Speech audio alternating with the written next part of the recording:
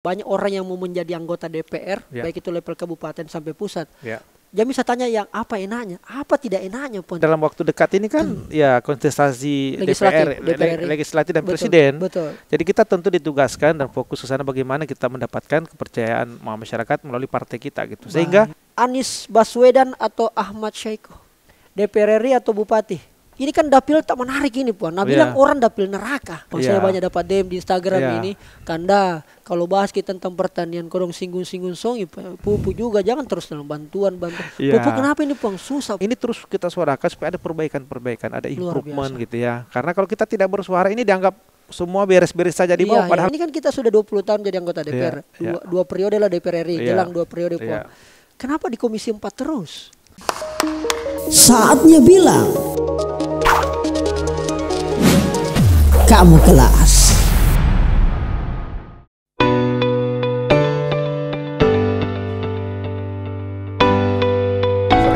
Masya Allah.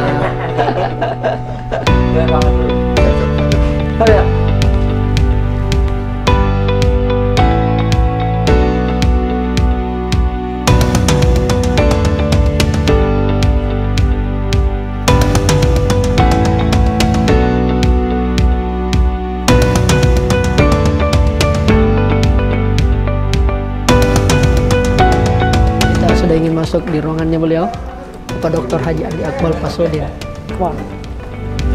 Assalamualaikum. Alhamdulillah. Selesai Bang.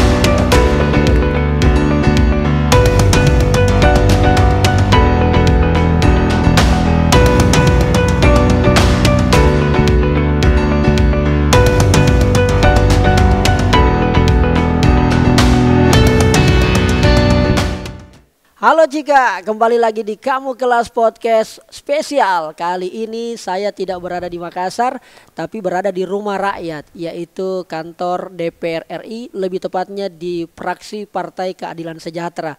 Bersama dengan salah satu anggota DPR yang selama ini saya paling banyak kepoi. Kenapa? Karena kiprahnya memang sudah banyak dibicarakan orang, lalu kemudian itu menjadi isu yang sangat santer dibicarakan. Utamanya di dapil beliau adalah Sulawesi Selatan 2 dan di sana ada Kabupaten Bone dan ini sangat menarik. Tapi sebelum lanjut saya ingin mensonding beliau, mempresent beliau melalui satu pantun. Bunga mawar, bunga melati, bunga yang indah sangat terkenal. Sungguh senang rasanya hati ketemu Puang Pak Andi Akmal. Assalamualaikum Puang. Waalaikumsalam warahmatullahi wabarakatuh. Terima kasih. Saya mau Puang. Alhamdulillah. Alhamdulillah. Pertama mau ucapkan terima kasih Puang sudah diundang ke DPR RI ini Bang, luar biasa kantor tak, Masya Allah. Jadi kalau menjadi anggota DPR RI ini Bang sudah berapa periode Bang? Saya sudah 4 periode ya. 4 periode Bang? Jadi 10 tahun di DPRD Provinsi. Oh 10 tahun DPRD Provinsi. Dan 2 periode ini di DPR RI. DPR RI, berarti startingnya memang langsung provinsi Bang? Provinsi. Tidak dari kabupaten, luar itu. biasa. Apa sih hal yang perlu di-share sebelum kita lanjut ini Buang, terkait bagaimana sih kerja DPR itu sebenarnya Buang? Jadi saya kira kerja DPR itu kan sebagai wakil rakyat. Wakil rakyat. Ya, tentu bagaimana bisa mempresentasikan, bisa mengartikulasikan ya apa yang menjadi harapannya rakyat Betul, kita. Iya Buang. Termasuk juga tentunya apa yang menjadi permasalahan rakyat kita. Kemudian kita terima, kemudian nanti kita di kantor kita jadikan sebagai dasar untuk pembuatan keputusan bersama dengan pemerintah tentunya. Betul. Baik masalah anggaran dalam APBN, dalam hal pembuatan undang-undang ya. Hak pembuat undang-undang. Yang ketiga untuk pengawasan eksekutif. Iya, mengawasi eksekutif. Oke. Jadi seperti itu. Kurang lebih dasarnya seperti itu, Pak. Seperti itu dasarnya. Dan sudah 4 periode, saya kira itu 20 tahun. Kurang tentu lebih. Pengalaman tak Buang, waduh. Ini kayaknya banyak sekali. Kalau kita mau cerita ini kayaknya tidak cukup waktu podcast ini Pandi. Tapi satu dulu Puan, sebelum saya lanjut ini Puan. Satu ingatan tak yang paling betul-betul tidak bisa kita lupa. Selama kemudian 20 tahun jadi anggota DPR Puan. Masalah apa nih? Iya, masalah yang betul-betul sangat berkesan. Apakah pada saat pemilu, apakah pada saat turun ke dapil, atau justru berdebat dengan eksekutif menteri. Satu Puan yang tidak bisa betul-betul kita lupa. Jadi memang yang saya ingat sekali pada saat ke dapil ya, kita masuki satu daerah yang transportasinya sangat buruk ya, jalanannya nggak bisa dilewati, kita harus naik motor, bahkan kita jalan kaki. Jalan kaki. Jalan kaki. Kita jalan kaki 2 kilo, kemudian kita ketemu dengan perkampungan masyarakat dan di sana belum pernah ada anggota DPR RI ataupun anggota DPR Kabupaten belum pernah ada berkunjung juga. Jalanan rusak, transportasi bisa dikatakan tidak ada. Iya, sampai kita jalan kaki. Iya, jadi ya saya kira itu yang sangat betul karena masyarakat sangat senang ya menerima kita dengan penuh sukacita karena baru kali ini. Luar biasa. Nah, kemudian tentu dari situ alhamdulillah kita tentu bisa juga memberikan kontribusi baik tentu memberikan pencerahan juga dan juga program-program yang menjadi kebutuhannya masyarakat kita. Kebutuhannya masyarakat. Iya, luar biasa. Puang, sebelum saya lanjut ini saya dulu sama cule-cule, Puang. Kita bermain-main dulu, Puang. Saya ada punya permainan namanya Questions of Life. Pertanyaan berhubungan tentang kehidupannya Pak Andi Akmal. Ini kurang lebih ada 10 pertanyaan, Puang. Saya akan menyebut 2, pilih salah satu, jawab dengan cepat. Gitu. Iya. Ini kan biasanya tuh anggota DPR RI bos yang tanya-tanya menteri, dirjen dan sebagainya. Ini alhamdulillah dapat kesempatan saya yang tanya anggota DPR RI. Paham ini Puan Di? Karena beliau kalau soal tanya-tanya kayaknya sudah jago sekali ya. Nah, baik Puan, saya akan menyebut dan pilih salah satu. Walaupun saya tahu kadang-kadang agak sulit karena semuanya kadang-kadang ya, walaupun teman-teman bilang hidup adalah pilihan, kadang-kadang harus memilih di antara sekian banyak pilihan. Boleh Puan Andi Akmaldi? Siap, baik. Bismillahirrahmanirrahim. Ikan bakar atau ikan masak? Ikan bakar. Ikan bakar, Wandi.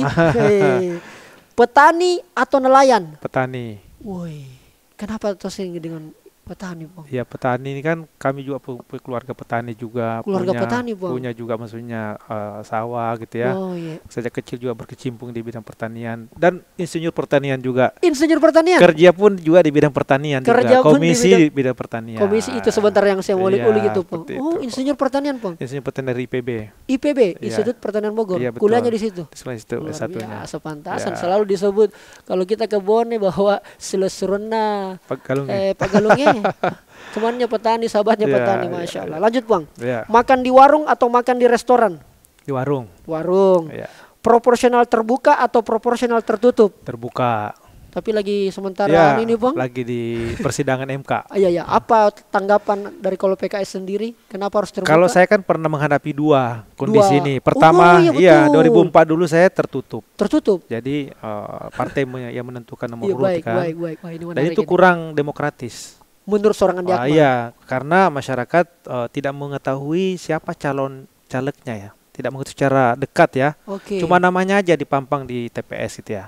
Pilihnya partai. Ya, kemudian kedua caleg-caleg juga tentu tidak maksimal mengeksplor ya atau mendekatkan diri ke masyarakat untuk dikenal karena toh yang dipilih adalah gambar partai. 2009 baru ada terbuka. Nah, dibandingkan itu memang lebih demokratis. Dan kedekatan masyarakat dan lebih bertanggung jawab juga. Oh, begitu, Pak. Karena kalau tidak ya berarti hanya dipilih sekali, selanjutnya nggak dipilih lagi karena yang nggak pernah datang. Jadi ada pertanggungjawaban yang kuat. Walaupun menurut sebagian teman-teman juga yang sedengar praksi yang mendukung Puang, itu katanya kalau termasuk juga pengamat, kalau proporsional tertutup itu jauh lebih hemat biaya katanya, Puang.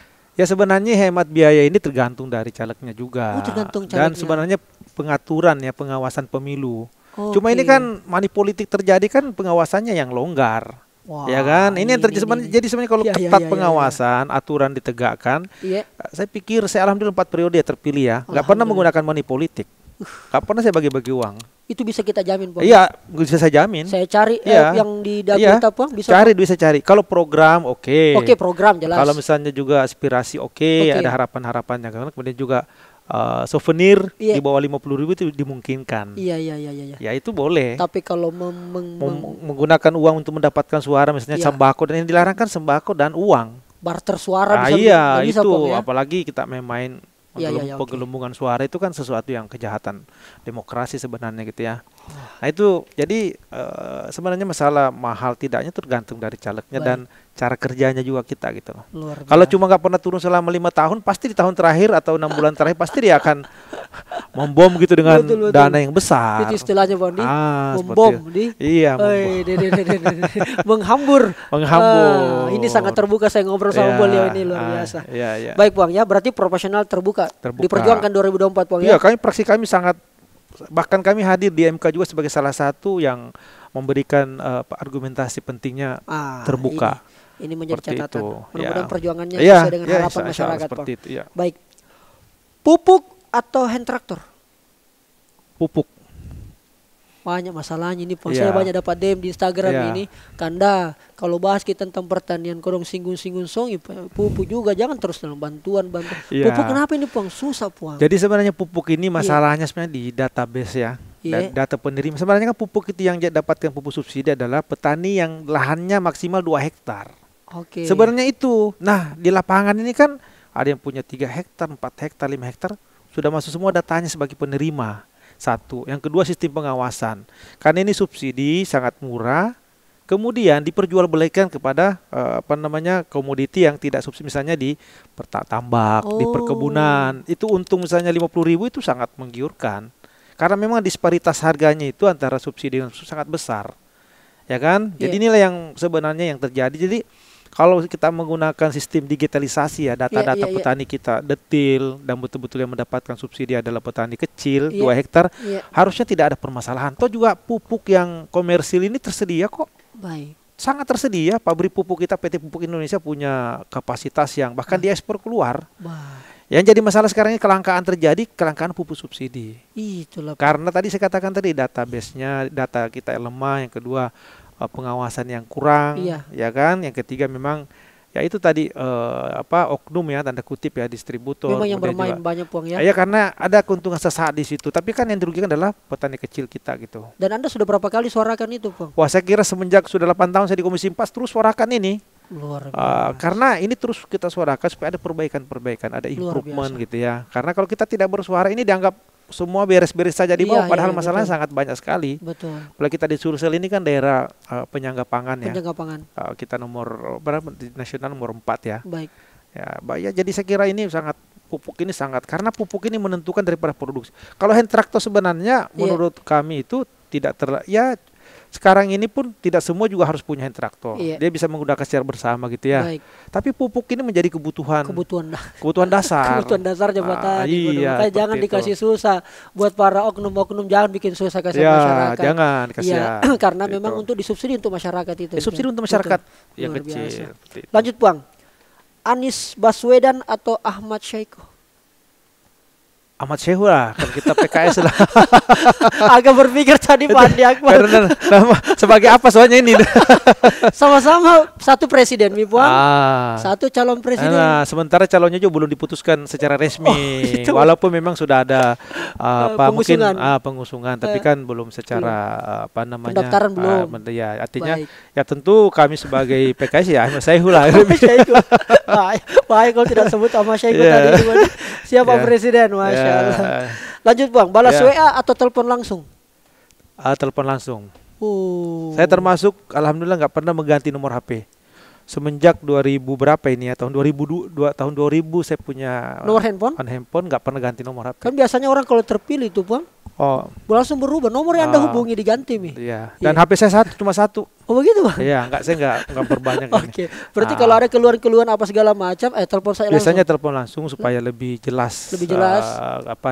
Pesan yang kita sampaikan, jawaban kita. Kalau WA ini kadang-kadang kan butuh waktu apalagi rapi ya. Jadi lebih banyak telepon langsung. Terima siapapun nomornya, kadang-kadang saya langsung terima. Seperti itu. Terakhir Bang. Ya. DPR RI atau bupati? Kalau sekarang DPR RI dong, ya kan? Ini jelas baru kemudian ini. Kenapa mungkin pertanyaannya gitu ya? Kira-kira begitu. Iya. Karena kan sebagai anggota partai tentu kita dapat penugasan ya. Dan yang dalam waktu dekat ini kan ya kontestasi legislatif dan presiden. Betul. Jadi kita tentu ditugaskan dan fokus ke sana bagaimana kita mendapatkan kepercayaan masyarakat melalui partai kita gitu. Sehingga untuk step berikutnya ada dasar bagi partai untuk mengusung nanti apakah gubernur, apakah bupati, wali kota. Jadi kalau kita tidak punya kursi di pemilu nanti Januari, Februari itu, gimana kita mengusung nanti November 2024. Jadi saya kira kerjanya step by step dulu. Kita fokus dulu bagaimana kita mendapatkan kepercayaan masyarakat melalui DPR legislatif. Itu ya. Kemudian tentu nanti kita ada masih banyak waktu ya, masih panjang waktu kita melihat apakah memang respon masyarakat itu dilihat nanti dari pilihan di legislatif. Salah satu parameternya juga. Jadi kalau masyarakat memang menyukai kita, mencintai kita, tentu memilih kita di legislatif. Nah ini menjadi dasar kita juga nanti untuk kita misalnya insya Allah maju di eksekutif. Eksekutif. Jadi kuncinya di legislatif dulu. Legislatif Bapak dulu Ibu sebagai sekalian. dasar. Dasarnya di situ. Iya, betul. Karena biar bagaimana kalau misalnya kita meminta Pak Andi Akmal maju Pak. Iya. Tapi kalau kemudian DPR RI kita fokusi setengah mati juga. Iya, dan tidak ada kursi juga di legislatif. Dasar pengusungannya apa? Dasar kan gitu. Betul, saya mengerti. Iya, Baik, Bang. Itu tadi questions of life, Bang. Tapi saya kali ini mau menarik sedikit agak lebih santai, lebih pop sedikit, Bang. Ini kan dapil tak menarik ini, Bang. Nah, bilang orang dapil neraka. Sulawesi Selatan 2 terdiri dari 9 kabupaten ya. Cocok, Bang, 9 kabupaten kota. Puang, boleh nggak disebutkan, Puang, dibantu saya, Puang, dari 9 kabupaten kota dapil ini, Puang, sebutkan 5 tempat wisata yang kita sukai. Hanya berada di 9 daerah ini, Bang. 9 kabupaten ini. Apa yang paling kita ingat dan paling kita suka? Ya tentu di Bone Tanjung Palete gitu ya. Oke, Tanjung Palete. Ya kan. Kemudian di Bulukumba itu Pantai Bira. Oke. Kemudian di Parepare itu kan tempat makan nasu palekoknya ya. Nasu palekok. Di Reza ya, itu terkenal. Oh ya, betul. Oke. Kuliner. Oke, tadi sudah 2 laut, 1 kemudian kuliner. Kemudian di Maros tentu ada ada Taman Nasional Bantimurung dan juga ada liang-liang Ramang-Ramang. Itu juga kan, liang-liang Ramang-Ramang juga kan. Luar biasa. Kemudian, itu yang langsung teringat, Bang. Iya, seperti itu. Terus satu lagi tambahkan. Kasih cukup 6. Di di Wajah tentu ada wisata Danau Tempe juga kan. Ada juga rumah adat Atakai gitu ya. Gitu, luar biasa. Cukup menguasai untuk dapil Sulawesi Selatan 2. Nah, tahu semua tempat-tempatnya. Sebenarnya masih banyak, Puan. Cuma saya kasih batasan sampai 5 saja. Puang, kalau di Bone lebih khusus, Puang. Kita lebih andalkan Bone itu, Puang, wisatanya atau kulinernya? Kalau kita sebenarnya Bone ini lebih ke kuliner sebenarnya ya. Kuliner, Puang. Kuliner. Tapi sebenarnya kuliner kan berkaitan dengan wisata. Ya. Karena ini saling menopang. Dan memang juga di Bone kan kita terkenal ya sebagai salah satu daerah yang punya keanekaragaman makanan tradisional ya. Dan kue-kue enak itu banyak dari Bone. Misalnya coba nama kue Bugisnya, Puang, ya. Misalnya kue itu barongko. Barongko ini kan yang paling enak itu di Bone. Barongko kelapa muda dan barongko dari ubi jalar. Jadi sebenarnya kalau barongko dari pisang itu biasa. Di mana-mana ada. Betul. Tapi barongko kelapa muda dan barusan Kak dengerin, ada di Bone itu, Bang. Ada, dan memang orang tertentu yang bisa buat. Karena memang harus dipilih kelapa mudanya yang baik gitu ya. Sehingga hasilnya nanti saya pernah menjamu seorang menteri ya. Pejabat dari Jakarta saya berikan sebagai olive. Sampai dia ingat mana lagi itu barongkonya. Karena saking kalau barongko biasa dari pisang itu biasa. Warna hijau pandan itu sangat biasa. Itu sudah sangat. Tapi yang khusus ini kan barongko kelapa muda dan barongko tadi itu ubi jalar, Nah, ini yang sangat spesial. Jadi kalau bagi seorang Pak Andi Akmal itu Bone ya memang makanannya Pandi manis-manis, Bang. Terus dia mana lagi sari kajanya gitu kan. Mana lagi ikannya sekira kita punya Teluk Bone. Kan luar biasa. Sekarang di Bone alhamdulillah saya melihat selama 8 tahun kurang ini luar biasa sekarang restoran ya. Atau warung makan yang berbasis seafood luar biasa. Dan saya punya khusus di sana juga memang punya langganan ya atau memang ya saya sih keliling tapi ada khusus memang di sana rumah makan seafood yang menurut saya sangat spesial ya. Boleh disebutkan Tidak apa-apa kita sebutkan. Kalau saya di Bone paling enak itu di Ladina ya. Ladina. Saya sudah pernah ke sana. Kalau diperhatikan pun jalanannya memang kayak tidak menuju ke rumah makan. Tapi rasanya ini itu lagi-lagi nih. Palu Mara dan saya kira sop ayamnya ya luar biasa ya. Artinya bagus semua aja. Bagus semua. Tapi kalau saya khusus lidahnya Pak Andi Akmal di Ladina itu Pak Andi. Saya keliling hampir semua restoran ya sengaja kita pengen sambil silaturahim juga gitu ya. Betul. Semua dan bagus semua alhamdulillah. Kita melihat masing-masing tentu punya kekurangan kelebihan dan itu salah satu tanda bahwa sebenarnya modal dasar kita ya. Kuliner yang basisnya dari seafood ini harus ini kita dikembangkan. Kita harus gemar makan ikan. Kenapa bisa, Bang? Karena ikan ini kan sebagai pengganti daging. Daging kan mahal ya. Yang kedua kan tingkat stunting kita di Sulsel terutama di Bone itu sangat tinggi. Nah caranya itu memang ikan supaya anak kita cerdas ini harus perbanyak makan ikan dengan olahan ikannya tentunya olahan ikannya dengan cobe-cobe khasnya dari Bone. Dan cobe-cobe khasnya seperti itu. Soalnya selama ini yang kami disuruh cuma hafal nama-nama ikan. Tapi ternyata Jangko hanya apa bos? Ya, Makan juga. Makan, termasuk ikan tuna juga kan dari Bone kan sangat terkenal ya. Betul. Ya. Puang, saya tuh penasaran sama kita, Puang. Ya.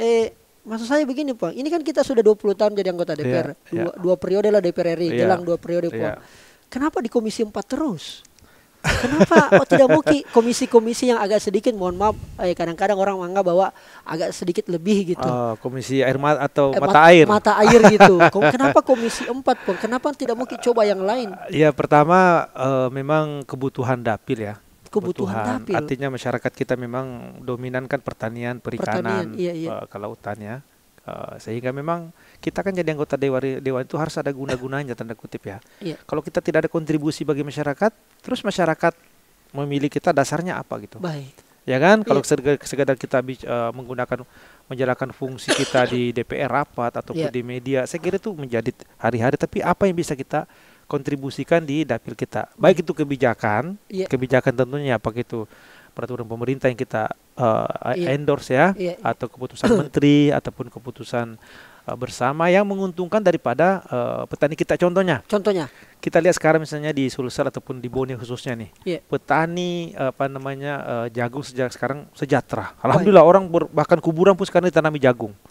Karena ada keputusan bersama, kita mendorong harus ada harga pokok pembelian jagung, HPP jagung. Karena saat itu jagung di bawah 2.000 bahkan 1.500 harganya dan tidak ada kepastian. Alhamdulillah kita bersama Pak Menteri Pertanian saat itu periode kemarin, kita memutuskan bahwa harus ada harga pokok pembelian jagung. Kita sepakati 3.600. Itu sudah menguntungkan petani kita. Bahkan sekarang di atas 4.000 kan. Dan ternyata setelah ini dilakukan, keputusan ini diberlakukan, alhamdulillah kita melihat luar biasa semangat petani kita untuk nanam jagung. Ini kan satu contoh kecil bahwa kebijakan yang kita hasilkan itu berdampak besar bagi masyarakat kita di bawah. Iya, di bawah. Dan luar biasa sekarang pusat sentra-sentra jagung di Sulsel ataupun di Bone itu kehidupannya berubah menjadi lebih baik gitu ya, punya mobil, kemudian juga tentu menjadi lebih sejahtera. Yang kedua tentunya karena memang kita ini latar belakang pendidikannya kan juga memang pertanian ya. Iya. Saya katakan tadi bahwa keluarga kami juga punya sawah yang luas juga ya. Jadi udah biasa berhubungan dengan ya. pertanian. Sehingga ini mungkin menjadi salah satu sebab juga bahwa kita fokus di pertanian. Yang keempat, memang anggota dewan ini harusnya bisa menguasai secara dalam permasalahan. Jadi kalau pindah-pindah terus komisinya, apa yang bisa dikuasai gitu. Artinya tentu pengawasannya, kemudian juga pemahamannya, kemudian juga tentu hal-hal yang solutif bisa ditawarkan ini tidak menjadi kuat kalau tidak mendalam pengetahuannya. Ya, jadi sekali pengetahuan, pengalaman, kemudian juga tentu tadi kebutuhan lapangan. Ya, artinya banyak juga anggota DPR pun yang tidak fokus begitu pun di. Itu masing-masing ya.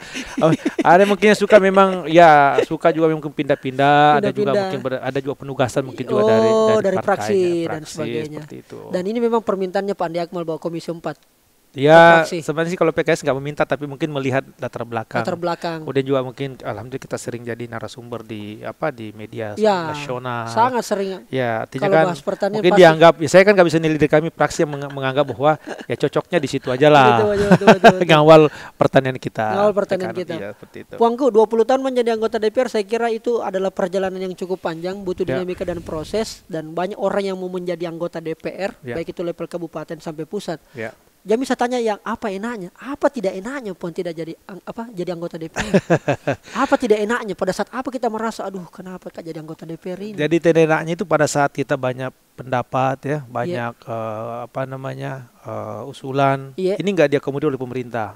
Misalnya seperti kemarin misalnya ada kebijakan misalnya negara ya atau kebijakan pemerintah yang dianggap sangat melukai daripada kepentingannya rakyat kita. Misalnya kemarin misalnya Undang-Undang Cipta Kerja misalnya ada beberapa pasal, beberapa aturan yang menganggap kami bahwa negara ini sangat ya tanda kutip sangat bebas gitu loh, liberalisasi. Sumber daya alam kita gitu. Saya kan di Komisi 4 juga kan bidang kehutanan lingkungan hidup. Kita menangis misalnya kalau kita berkunjung ke Sulawesi Tenggara, Kalimantan, hutannya rusak semuanya. Kemudian ini mati siapa? Kan hanya segelintir orang, bahkan banyak di antara perusahaan-perusahaan besar ini tidak bayar pajak. Iya banyak, kami kemarin tutup di Kalimantan, kemarin kami alhamdulillah Komisi 4 langsung kita menutup. Karena bayangkan nilai tambangnya itu sudah triliunan rupiah batu baranya, tapi dia tidak bayar izin penggunaan pinjam pakai kawasan hutan. Itu dari sisi pajaknya. Kerusakan lingkungan. tidak diperbaiki. Itu. Menimbulkan lubang-lubang tambang yang dalam. Masyarakat sekitar nggak menikmati. Betul, Pandi. Kemudian uangnya juga kan banyak disimpan di luar juga. Jadi kita ini yang kadang jadi memang dukanya itu DPR karena dia bukan sebagai eksekutor. Jadi banyak ide, banyak pendapat, gagasan, tapi tidak bisa dieksekusi. Nah itu karena kita bukan sebagai eksekutor, bukan ini yang perlu dijelas oleh masyarakat. Ya itu kadang-kala masih banyak di kabupaten kota Puang menganggap anggota semua masalahnya kami ini sebagai rakyat bisa selesaikan DPR, Bos. Termasuk juga mungkin janji-janjinya anggota DPR atau DPRD yang terlalu demi untuk mendapatkan suara semua dijanjikan. Berarti janji kayak eksekutif. Nah itu padahal kan kewenangan kita kan saya katakan tadi dari sisi budgetnya, pembuat undang-undang, kemudian juga pengawasan. Jadi kita tidak bisa jadi eksekutif karena itu bukan kamar kita, bukan domain kita. Jadi kalau misalnya ada orang berjanji menjadi anggota DPR, saya akan perbaiki jalan. Kalau itu bisa sebenarnya, bisa itu, Bang. Karena bisa menggunakan misalnya aspirasinya mereka, dia atau usulan bisa itu kalau itu bisa. Selama itu jalan kabupaten. Misalnya untuk DPRD kabupaten ya, provinsi tentu jalan provinsi. Karena ini masih ada kewenangannya. Nggak boleh sembarang. Nggak boleh berjanji sembarang. Harus kita paham ini kewenangannya siapa. Jangan sampai kita menjanjikan sesuatu misalnya ternyata bukan kewenangan kita nih. Kalau jalannya saya kira semua kami pun di Banggar juga ya.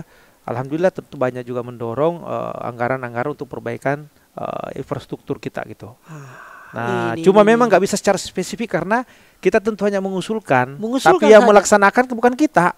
Itu bupati, wali kota, gubernur, menteri, ya itu eksekutif. Jadi kita hanya punya fungsi mengusulkan. Fungsi eksekusinya ya bukan kita. Nah ini kadang-kala yang tapi saya kira mungkin masyarakat sangat menaruh perhatian besar dengan DPR gitu ya, dengan betul. DPRD karena kedekatan komunikasi karena suara terbuka tadi, sistem terbuka tadi.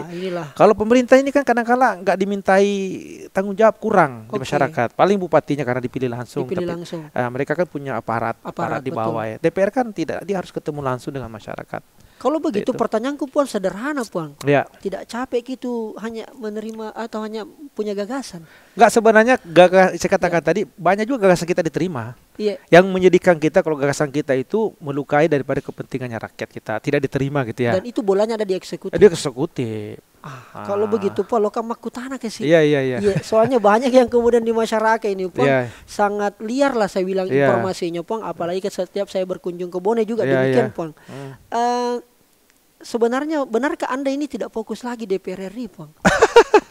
Fokusnya ke pilkada pemilihan Bupati Bone. Ini perlu saya tegaskan ya bahwa alhamdulillah sampai sekarang dan sampai ke depannya juga kita tetap akan fokus sampai nanti Oktober 2024. Kami masih sebagai anggota DPR RI akan fokus terus mengawal kerja-kerja pemerintah pusat ya. Sesuai mandatnya rakyat yang diberikan kepada kita. Sehingga kalau nantinya dalam perjalanan memang kegiatan kita ini, aktivitas kita di lapangan, silaturahmi kita, sosialisasi kita, kerja-kerja di lapangan dinilai positif oleh masyarakat, sehingga mungkin mereka ada ide misalnya gimana kalau misalnya masuk ke eksekutif. Itu saya kira hal yang tidak masalah karena itu juga salah satu alternatif nanti ke depannya. Kita sebagai politisi juga menurut saya kita harus punya iseng alemu juga. Jangan sampai kita merasa ini mau maju pilkada tapi gimana tingkat penerimaan masyarakat? Ya kan, apa yang sudah kita kerja untuk masyarakat itu, untuk rakyat kita? Apa yang sudah kita perjuangkan untuk rakyat kita? Rakyat merasa nggak bahwa kehadiran kita itu dibutuhkan oleh mereka? Jangan sampai kita merasa besar sendiri gitu. Nah, jadi sekali lagi bahwa tentu saya sendiri terus akan fokus menjalankan fungsi anggota DPR RI dan juga untuk calon DPR RI berikutnya 2024. Itu tegas ini Puang tegas. Karena pilkada juga masih lama. Sama tahunnya Puang. Sama tapi di ujung. Itu pun kalau tidak ada penundaan ya. Kalau orang terpilih anggaplah Puang, tapi ini Puang, tapi Lompok kasih Puang, tapi Maraja terpilih ki Puang anggota DPR RI. Masyarakat meminta kita maju kemudian menjadi calon bupati, anggaplah begitu Puang. Secara peraturan berarti mundur ke jadi anggota DPR Puang atau cuti? Kalau aturan yang sekarang kita mundur. Kalau aturan yang sekarang kita mundur. Dan itu kalau misalnya nih Puang, tidak masalah kita mundur dari DPR RI po Kalau kalau itu menjadi harapannya masyarakat dan tergambar dari survei, bukan sekedar orang tertentu yang ya tentu gola-gola apa semua. Tentu kita kan harus dasar kita ada secara ilmiah gitu ya, saintifik bahwa memang masyarakat besar menginginkan gitu. Baik. Ya, tercermin dari survei, dari harapan. Ya tentu kita harus wakafkan diri kita untuk kita kembali untuk memperbaiki daerah kita gitu. Kalau memang keberadaan kita di pusat ini ternyata tidak terlalu signifikan. Terlalu signifikan. Maksudnya ya kalau seperti posisi sekarang ini kan anggota DPR RI kan berarti menurut kami tentu jauh lebih signifikan misalnya kalau misalnya harapan masyarakat tadi tinggi itu untuk memperbaiki daerah gitu atau untuk membangun daerah kita gitu. Biasanya begini, Pong. Orang selesai jadi bupati mencalonkan anggota DPR RI, Pong. Iya. Kita selesai ini sudah di DPR RI, Pong, yang menurut saya selalu bahasa aku Pong top level. Ya secara betul ke tapi kita jenjang. rela mau kalau diminta oleh masyarakat dengan dibuktikan dengan data-data yang kuat, Pong mau. Iya, kalau sekali dengan catatan tadi bahwa maslahat lebih besar kita memperbaiki daerah daripada mungkin keberadaan kita di sini tidak terlalu signifikan. Misalnya, itu saya katakan tadi. Dan saya bisa simpulkan dan itu hanya bisa terukur kalau di 2024 DPR RI masih dipercayakan ke kita. Iya, seperti itu insya Allah. Nah, wisen nih, akhirnya jawaban sudah saya dapat. Karena kemarin juga ada sedengar selentingan Puang yang mengatakan bahwa ya rupa malah Pak Andi Akmal fokus mi DPR RI, tapi dia fokus sekali mi pilkada. Bupati Bone, ini tolong klarifikasinya sekali lagi Puang. Betul, bahwa kita tetap fokus menjalankan fungsi sebagai anggota DPR RI karena kita masih anggota DPR RI. Masih anggota DPR RI. Kemudian kedua kita fokus untuk tentu mempersiapkan diri untuk maju lagi DPR RI berikutnya. Karena pemilunya di bulan Februari 2024 gitu kan. Nah, sambil nanti itu kita tentu juga dari kerja-kerja kita ini berefek bagi pilihan masyarakat, harapan masyarakat agar kita maju di pilkada. Ya tentu jadi sebagai dasar kuat kita mengambil acuannya sehingga di November nanti pilkada tentu kita jadi percaya diri dan kita jadi merasa bahwa memang kita dibutuhkan. Jangan sampai kita ini kan banyak kan kita merasa ini terlalu merasa kita besar. Kita disukai masyarakat. Tapi padahal itu hanya asumsi kita pribadi gitu. Betul. Harus ada alat ukur yang jelas. Salah satu alat ukur yang jelas adalah pada saat DPR RI Pileg 2024. Pileg salah satu bukti bahwa masyarakat memang menginginkan kita seperti itu. Nah, ini yang menarik. Puang, saya mau bicara soal Bone juga ini, Puang, karena berhubungan juga ya darah saya juga memang ini daerahnya Bone kasih Towelado, Kecamatan Ajangala kira-kira gitu, Puang.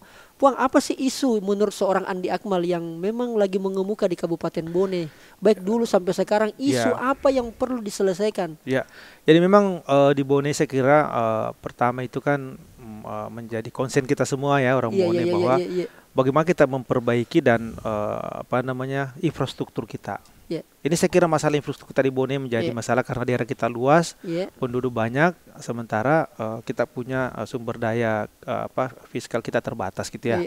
Dan kita harus fokus ke sana.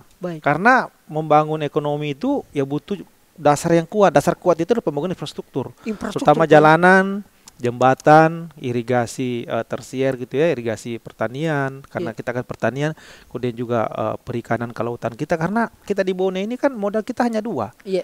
Sebagai agraris pertanian dan perikanan kelautan.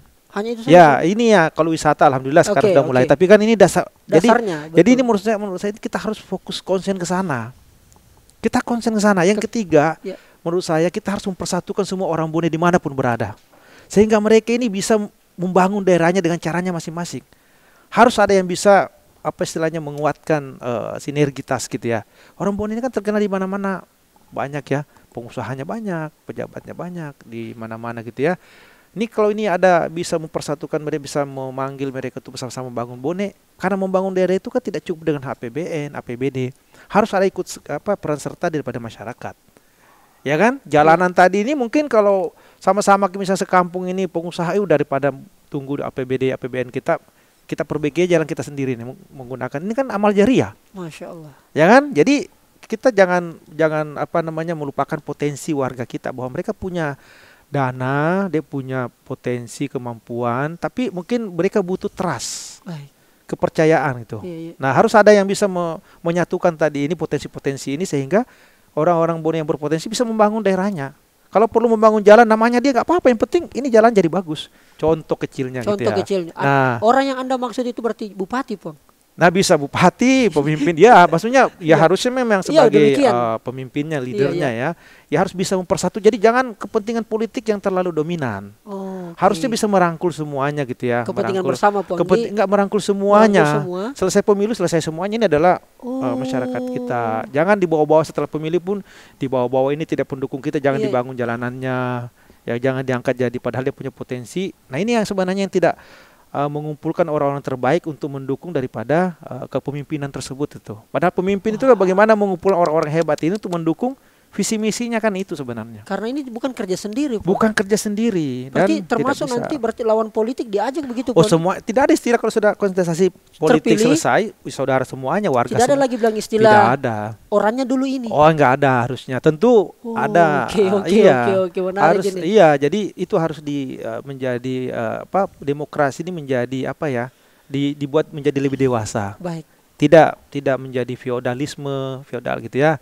Kemudian juga tidak menganggap bahwa hanya mereka saja yang berhak memimpin atau merasa lebih baik, itu tidak bisa seperti itu. Bisa, Pondi. Karena demokrasi itu kan siapapun bisa jadi apa. Yang penting masyarakat, rakyat mendukung gitu ya.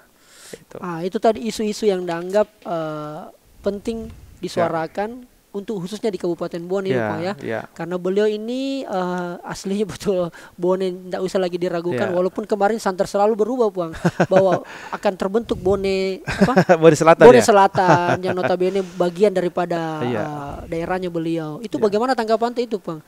Jadi sebenarnya Bone ini tidak bisa dipisah-pisah begitu, Pandi, atau kalau kita melihat sebenarnya ini kan sudah over ini juga ya sekarang ya.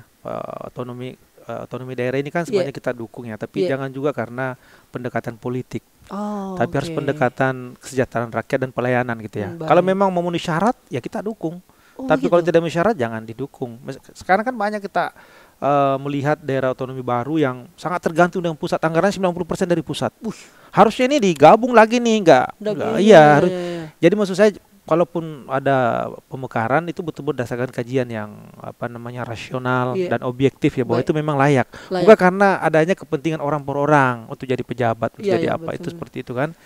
Nah, saya kira intinya menurut kami itu, apalagi sekarang sistem digitalisasi gitu kan, tidak harus kita punya kantor yang bagaimana ya, bisa di mana-mana kita bisa berkantor. Betul, Bang, betul. Artinya bahwa pelayanan ini sesuatu yang sangat penting gitu ya bagi suatu pemerintahan itu. Baik. Berarti itu. Bang, ini bagian terakhir ini, Bang. Saya mau sampaikan ke ini, mudah-mudahan bisa kita jawab dengan jujur, Bang. Pemilihan legislatif sudah dekat sekali nih, Pak. Kemarin saya lihat KPU sudah kirap pemilu. Iya, betul. Kick off 1 tahun menuju pemilu 2024, 14 Februari 2024.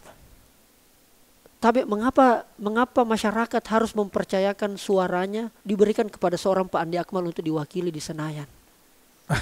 Ini pertanyaan berat. Ya karena masyarakat harus yakin bahwa yang saya pilih ini misalnya dia mampu untuk menjadi wakil saya di Senayan. Kemampuan berarti pertama. Kemudian kedua kepercayaan. Bahwa dia bisa amanah, dia bisa bekerja dengan baik. Ya kan? Karena kerja DPR ini kerja kolektif, nggak terukur secara jelas. Betul. Tapi kan kalau memang kita kerja ikhlas dan kita ada kepercayaan, dilihat atau tidak dilihat tetap kita bekerja. Ya kan? Nah, yang ketiga tentunya ada kedekatan emosional.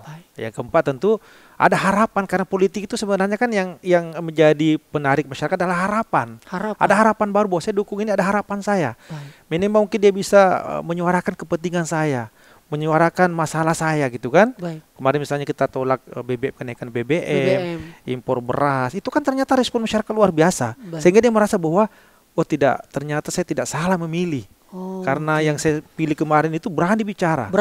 Iya, itu berani bicara, berani berbuat, dan sering-sering ketemu sama kita misalnya. Merespon kita, komunikatif. Betul. Jadi sekali lagi bahwa politik itu kan ditawarkan harapan. Bahwa dengan kita memilih beliau ini, harapan kita menjadi besar.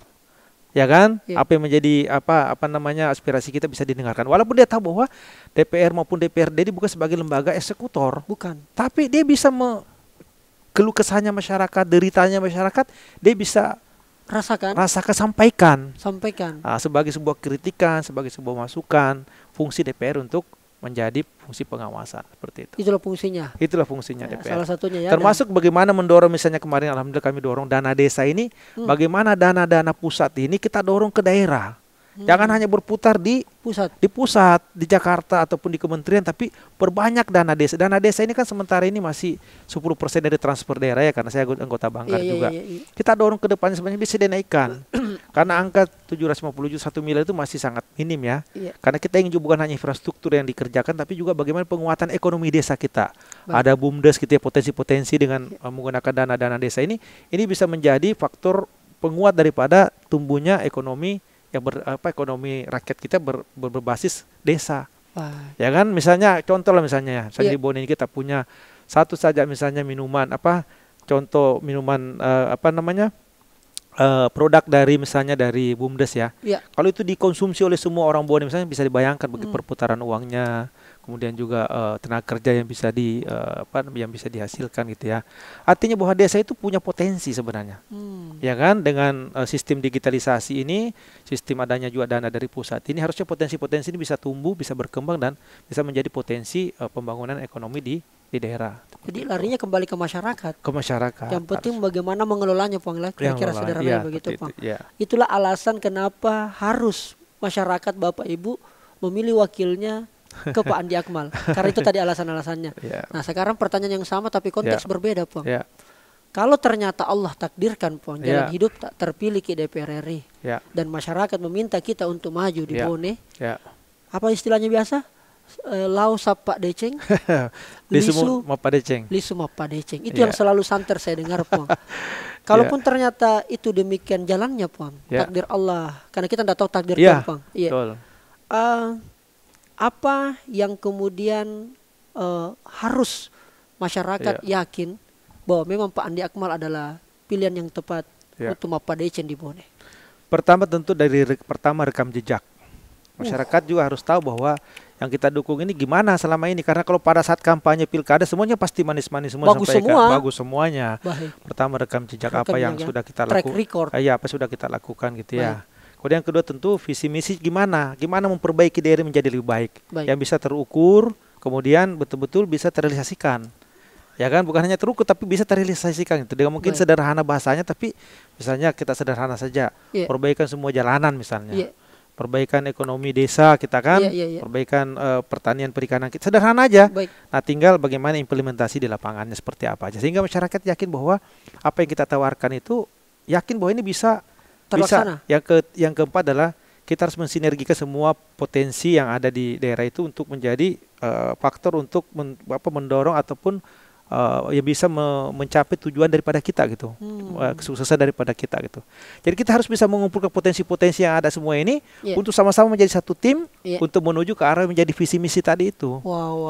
Seperti itu. Jadi harus begitu. Dan tentu juga yang terakhir tentu juga masyarakat butuh pengalaman, experience. Pemimpin itu kan kalau banyak pengalaman global, pengalaman nasional, di situ ada komunikasi yang bagus gitu ya, pola komunikasi yang seimbang dan setara. Pemimpin ini kan harus setara dengan masyarakatnya gitu ya. Jadi saya kira itu kuncinya. Jadi kita memberikan keyakinan bahwa kita bisa duduk sama-sama sama rendah gitu, berdiri sama tinggi. Luar biasa. Ya kan? Kemudian kita juga bagian daripada masyarakat dan kita bersama-sama membangun daerah kita gitu. Luar biasa. Seperti itu. Ini keren, luar biasa. Terjawab sudah dari sekian banyak penasaran-penasaran saya dan juga netizen yang lain, Bang. Bang, tentu Bone ini banyak orang bilang bahwa tempatnya dilahirkan pemimpin. DNA-nya orang Bone itu pasti menjadi pemimpin, menjadi birokrat, menjadi pengusaha dan seterusnya, Bang. Andai kata, Bang, maju Ki. Kira-kira kalau dibocoran sedikit dulu dong, Bang, wakilnya dari kalangan mana kira-kira? Terlalu jauh ini tapi nggak apa-apa. Ini kan keterbukaan. Iya. Kira-kira. Saya kira semua punya peluang potensi gitu ya untuk menjadi wakil. Tapi tentu kita akan melihat juga dari strategi pemenangan, dari aspirasi masyarakat, keseimbangan wilayah gitu ya. Jadi geopolitik, kemudian juga kemampuan untuk mendukung kerja tim ya. Bukan menjadi pesaing atau menjadi kompetitor, tapi kerja tim. Iya, karena biasa bupati dan wakil bupati pun tidak baku cocok baru 3 hari. Iya, itu. Dan itu banyak memang kejadian seperti itu dan Iya. tentu ini jangan terjadi karena kalau pemimpinnya bisa kompak kan tentu masyarakat juga menjadi lebih kompak lagi gitu ya. Jadi kita belum bicara ke sana. Kita sekarang bekerja dulu lah ya. Kemudian juga banyak komunikasi, kemudian juga hal-hal yang bisa kita perjuangkan ya, kita perjuangkan seperti itu. Baik. Oke, karena jawabannya Puang masih sangat politis, saya coba pertegas sedikit Puang. Wakilnya cule kayak kesini. Iya. Birokrat atau pengusaha Puang? Calon wakilnya kira-kira Puang. Kira-kira saya kira kalau birokrat bisa membantu. Untuk administrasi yang teknis pemerintahan karena kita ini kan bukan birokrat ya. Politisi. Ya tentu memang salah satu opsional yang kita pertimbangkan ya. Birokrat. Walaupun bukan berarti kita mengkotak-kotakan pengusaha dengan birokrat, tidak. Tapi tentu kalau ada juga pengusaha punya kemampuan administratur ya. Kenapa tidak? Ya tidak. Why ini kan not, gitu. Ya. Ini masih sangat jauh ya. Seperti itu. Bang, terima kasih banyak Bang sudah bermain-main, kita ngobrol enak luar biasa. Tapi sebelum menutup itu Bang, karena tadi saya awali dengan questions of life, saya menyebut 2 pilihan dan memilih salah satu. Kali ini Bang saya tutup juga dengan seperti itu Bang. Tetapi ini lebih simpel Bang. Saya akan menyebutkan nama dan saya kira nama itu pasti kita tahu Bang. Dan ini orang Bone yang akan saya sebut Bang. Dan ketika saya sebut namanya Bang, apa yang langsung terlintas di kepala tentang orang itu? Bisa Bang Di? Bisa. Bismillahirrahmanirrahim. Baik. Apa yang terlintas pertama kali di pikiran Puang ketika saya menyebut nama Jusuf Kalla? Dia seorang pemimpin wakil presiden. Wakil presiden ya. Seorang politisi yang saya kira beliau luar biasa ya. Dan seorang pengusaha sukses juga. Pengusaha sukses. Asli orang Bone dan saya kira kita semua bangga dengan beliau. Mengharumkan nama Bone. Bukan hanya Bone, Sulawesi Selatan juga, Indonesia Timur juga, bahkan Indonesia juga. Kiprahnya di luar negeri juga saya pikir beliau di Dewan Masjid Indonesia ya. Saya kira luar biasa. Luar biasa. Ya. Andi Pasyar Pajalangi. Beliau bupati, ya kan? Ya. Oke. Bupati beliau kan, kemudian juga keluarga juga beliau. Keluarga juga. Masya Allah. Ya, kemudian alumni Unhas, ketua alumni Ika Sospol, ya kan. Kemudian sudah hampir 10 tahun jadi bupati. Wah, Masya Allah. Artinya apa maksudnya itu Bang? Iya bukan maksudnya. Narapin watun. Ya. Artinya sudah menyelesaikan tugasnya dengan baik ya selama 10 tahun ya. Luar biasa. Ya. Andi Islamuddin. Ya Sekda Bone, Kabupaten Bone gitu ya. Beliau juga dari birokrat yang cukup sukses gitu ya, mengemban beberapa amanah. Ya. Senior lah begitu ke Bone. Iya senior beliau. Sekda luar biasa. Ambo Dale. Bodale wakil bupati ya, seorang politisi senior di Kabupaten Bone. Iya kan, tokoh Golkar. Iya. Dan mantan ketua DPRD Kabupaten Bone. Wah, bukan juga keluarga itu Pak? Karena di Bone kayaknya semua orang berkeluarga. Kalau Bone satu keluarga semua lah. Yang jelas kita masih keturunannya Adam semuanya ya. Masyaallah. Kayaknya luar biasa dia. Iya. Andi Promal Bang. Dari Promal kepala dinas pariwisata ya sekarang ya. Beliau juga mantan camat. Kemudian juga orangnya muda tersenyum lah. Artinya tokoh pemuda juga lah beliau ya. Tokoh pemuda. Seperti luar itu. Biasa. Terakhir Bang. Ya. Andi Rio. Andi Rio ini politisi DPR RI ya, Komisi 3. Akhirnya beliau kiprahnya di bidang hukum harus kita berikan apresiasi ya. Dan juga putra Bone, kemudian juga Golkar ya. Kemudian juga tentu sudah menjabat 3 periode ini beliau ini di DPR RI gitu. Wah, sama berarti Bang nih. Ya lebih senior beliau. Lebih senior dia. Lebih duluan. Cuma alhamdulillah saya sudah 4 kali. Iya. Itu bedanya. Beda tingkatan. Wan Rio nonton ini Bang. Iya. Luar biasa beliau. Bang. Terakhir Bang. Iya. Pasti ini susah kita sebut ini Bang. Iya. Ambo Nai. Ambo Nai ini ya apa ya? Seorang sinias ya ataupun konten kreator anak muda yang bahasa Bugisnya sangat bagus ya, sangat bagus dan menginspirasi, lucu. Biasa nonton videonya. Saya pernah ketemu dengan beliau. Ketemu saya di Bone. Ngopi-ngopi dengan beliau gitu kan. Ngopi-ngopi. Punya film ya, punya video dan sering kita lihat juga. Mungkin orang Bone yang merantau itu dengan nonton itu jadi kangen ya, jadi pengobat rindu kampungnya gitu ya. Iya, Pondi. Ambonai, ya. Ambonai ya. Dan jadi itu perlu disupport terus, Pondi. Perlu disupport anak muda seperti, dan bukan hanya Ambonai, siapapun anak muda di Indonesia, atau di Sulsel maupun di Bone, kita harus support. Karena sekarang kan industri kreatif ini kan luar biasa. Potensinya ya di era digital ini, seperti Bang Rijal ini kan, Kakak Rijal ini kan luar biasa juga nih. Seorang konten kreator dan bisa menembus semua sekat, menembus semua wilayah gitu ya. Bisa diterima di mana-mana. Dan bisa menginspirasi juga bagi kita semuanya. Amin ya Allah. Itu yang penting. Luar biasa. Ya. Baik. Itulah jawaban dari Puang Andi Akmal, luar biasa, cukup seru, dan dialog kita ditutup dengan Ambonai ya. Puang, saya selalu Puang. Terima kasih. Kembali bertugas. Amin, karena sebenarnya ini beliau ada rapat, tapi sekali lagi karena beliau adalah orangnya yang transparan, terbuka, mudah diajak ngobrol. Jadi kesempatan ini saya diberikan izin untuk sama-sama datang ke kantornya dan kita berdiskusi banyak hal. Terakhir Puang, ada yang sampaikan kepada masyarakat. Ya, terima kasih ya kepada masyarakat yang menonton ya, tentunya di acara Rijal podcast ini tentu sekali lagi bahwa bagaimana kita saling memperkuat ya hubungan persaudaraan, kemudian hubungan kebangsaan kita juga jangan lupa. Wah, itu. Kemudian tentunya apapun profesi kita ya, kalau semua kita kembangkan, kita profesional, pasti untuk bermanfaat untuk semuanya gitu ya. Dan mari tentu kita membangun Indonesia yang lebih kuat, Selatan yang lebih maju, dan juga tentu Bone yang lebih maju. Ada Bonenya. Iya. Ini kodenya luar biasa. Baik, langsung dari Senayan, kantor DPR RI, lebih tepatnya fraksi Partai Keadilan Sejahtera. Saya Rijal Jamal bersama dengan Puang Andi Akmal pamit undur diri, dan saatnya bilang kamu kelas. Terima kasih. Terima kasih banyak, Puang. Oke, mantap. Saatnya bilang kamu kelas.